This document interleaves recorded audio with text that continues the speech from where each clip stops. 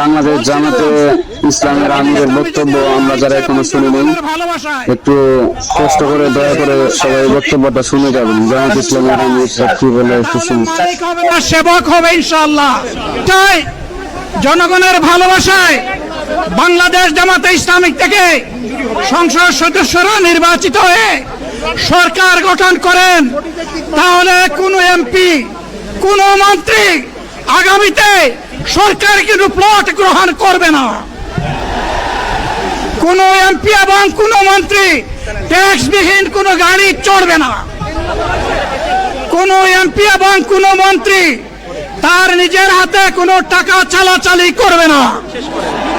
কোন এমপি এবং কোন মন্ত্রী যদি তার নির্দিষ্ট কোনো কাজের জন্য বরাদ্দ পেয়ে থাকেন, কাজ শেষ হওয়ার সাথে সাথে বাংলাদেশের 18 কোটি মানুষের কাছে তারা তার প্রতিবেদন তুলে ধরতে বাধ্য হবে।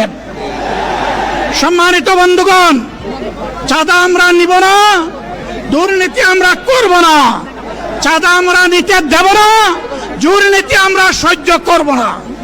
আমি আজকে জামাতের আমির হিসাবে এখানে কথা বলতে আসিনি, 18 কোটি মানুষের একজন হয়ে কথা বলতে।